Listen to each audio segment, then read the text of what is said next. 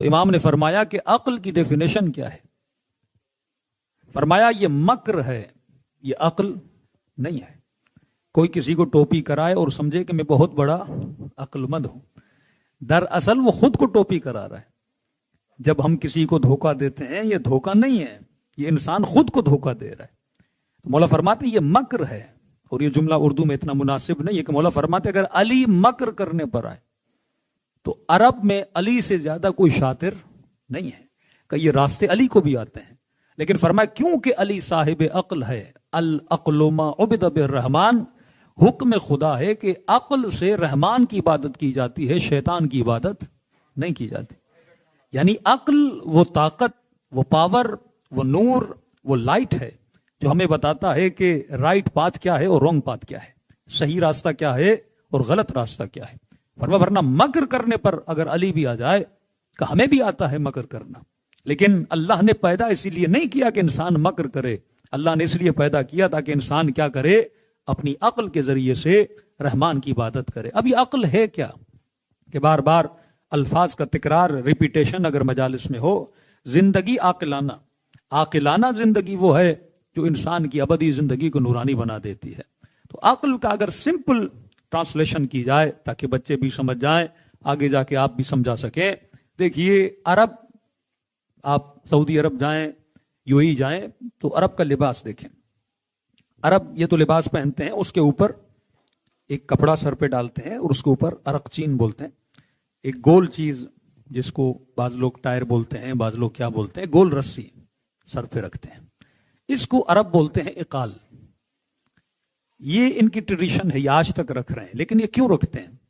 یا آپ ایسے سمجھیں کہ آج ہر مومن کے جیب میں گاڑی کی چابی ہے، تو یہ عربوں کی گاڑیوں کی چابی تھی، کیونکہ اس زمانے میں عربوں کی سواری تھا اونٹ، اور یہ کہیں پر بھی رکتے تھے تو اونٹ تاکہ بھاگ نہ جائے، تو اونٹ جب بیٹھتا تھا اس کے گھٹنے میں یہ رسی جو تھی یہ باندھ دیتے تھے تاکہ وہ اونٹ آگے بڑھے نہ، اور ہمیشہ یہ رسی ان کے سر پہ ہوتی تھی، اور جب واپسی آئے تو رسی اونٹ کے گھٹنے سے کھولی، پھر اونٹ پہ سوار ہوئے، پھر آگے بڑھ گئے۔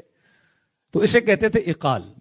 اقال کا مطلب ہے کسی چیز کو گرہ لگانا، گھٹنے کو باندھ دینا، کسی چیز کو روک لینا، اور اسی اقال کے لفظ سے نکلا ہے عقل۔ عقل کا ترجمہ اگر انگلش میں سمپل کر کے کریں تو بنتا ہے بریک۔ کسی چیز کو روکنے کا نام کیا ہے؟ عقل ہے۔ اب اسلام نے ہر اس چیز کو حرام کیا جو انسان کی عقل کو نقصان دے، کیونکہ انسان ہے عقل کی وجہ سے، اور اگر کوئی چیز آپ کی عقل کو نقصان دیتی ہے تو شریعت نے اسے کیا قرار دے دیا؟ حرام قرار دے دیا۔ مثلا شراب نے اسلام حرام قرار دی۔ اب آپ پوچھیں گے کہ مولانا شراب حرام کیوں ہے؟ انگور حلال، اس کا جوس جو شراب کی صورت میں نکلے حرام، کھجور حلال، اس کے شیپ اگر بدل جائے شراب میں آ جائے تو حرام۔ شراب کیوں حرام ہے؟ کیونکہ جب آپ شراب پیتے ہو تو سب سے زیادہ جو چیز انسان کی ختم ہو جاتی ہے وہ انسان کا کنٹرول ختم ہو جاتا ہے۔ جیسے آپ بولیں کہ آپ مہنگی ترین گاڑی میں بیٹھو لیکن گاڑی کے اندر بریک نہ ہو تو گاڑی کسی کام کی نہیں، آپ کا بھی نقصان کرے گی، اگلے بندے کا بھی نقصان کرے گی۔ تو ہر وہ چیز جو انسان کی عقل کو زائل کرے، انسان کے بریک کو زائل کرے۔ اب عقل کا پتہ کب لگتا ہے کہ میں نے بریک کہاں لگانی ہے، کہاں نہیں لگانی؟ اب یہ شریعت آپ کو بتاتی ہے کہ جتنی انسان کی عقل مضبوط ہوتی ہے اتنا انسان کا کنٹرول مضبوط ہوتا ہے۔ مثلا باپ ہے، سامنے بیٹا ہے، ان دونوں کی لڑائی ہو گئی، باپ نے اپنے جوان بیٹے کو تھپڑ مار دیا، اور جیسے آپ نے اس کے چہرے پہ سلیپ کیا، اب ظاہر بچہ ہے، جوان ہے، 16-17 سال کی ایج ہے، کسی کو اچھا نہیں لگتا کہ 4 لوگوں کے سامنے میری انسلٹ کی جائے، اس کو غصہ آ جائے گا۔ اب جب غصہ آئے گا تو یہ بدلہ لینا چاہے گا، جب بدلہ لینا چاہے گا اگر عقل اس کی کام کر رہی ہوگی تو پھر قرآن کی آواز آگی وَلَا تَقُولُوا لَهُمَا اُفٍّ۔ اے انسان جب غصہ آئے تو یہ دیکھو غصہ کس پہ اتار رہے ہو۔ سامنے باپ کھڑا ہے، سامنے ماں کھڑی ہے، سامنے بڑی بہن کھڑی ہے، سامنے کوئی مقدس شخصیت کھڑی ہے، تو یا انسان نے کیا کرنا ہے؟ اپنے کنٹرول کو مضبوط کرنا ہے، اور اپنے ہاتھوں پہ کیا کرنا ہے؟ کنٹرول کرنا ہے۔ اب انسان کے وجود میں مختلف چیزیں ہیں، انسان کے وجود میں اینگر بھی ہے، ایموشن سے بھرا ہوا انسان۔ اب انسان کے وجود میں شہوت بھی ہے، انسان کے وجود میں بھوک بھی ہے، انسان کے وجود میں پیاس بھی ہے۔ یہ فلسفی آف روزہ کہ خدا نے کہا روزہ رکھو، اور روزے حالانکہ کھانا پینا حلال ہے۔ آپ نماز میں جب آتے ہو تو نماز میں سر کو لیفٹ اینڈ رائٹ کرنا حرام ہو جاتا ہے، نماز میں جب آپ آتے ہو تو نماز میں پینا حرام، نماز میں کھانا حرام.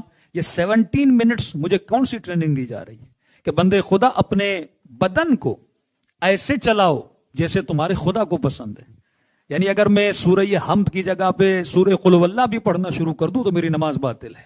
آپ کہیں گے کہ مولانا میں نے تو اللہ کا ذکر کیا، نماز باطل کیوں ہے؟ تو اللہ کہتا نہیں، میں تجھے ٹریننگ دے رہا ہوں کہ 17 منٹس تیری زبان وہ بولے جو تمہارا خدا چاہتا ہے، تیری آنکھیں وہاں پڑھیں جہاں تمہارا خدا چاہتا ہے، تیرا ماتھا وہاں جائے جہاں تمہارا خدا چاہتا ہے. تو اگر 17 منٹس تمہاری باڈی اللہ کی مرضی سے چل سکتی ہے تو 24 آورز اللہ کی مرضی سے کیوں نہیں چل سکتی؟ یہ ٹریننگ دی جاتی ہے. لیکن جس انسان کے اندر کنٹرول ہی نہیں ہے، جس انسان کی عقل زائل ہو جاتی ہے، یہ کنٹرول، اسی کنٹرول کا نام تقویٰ ہے. کہ مولانا تقویٰ کا مطلب کیا ہے؟ جس کی جتنی عقل مضبوط ہوتی ہے اس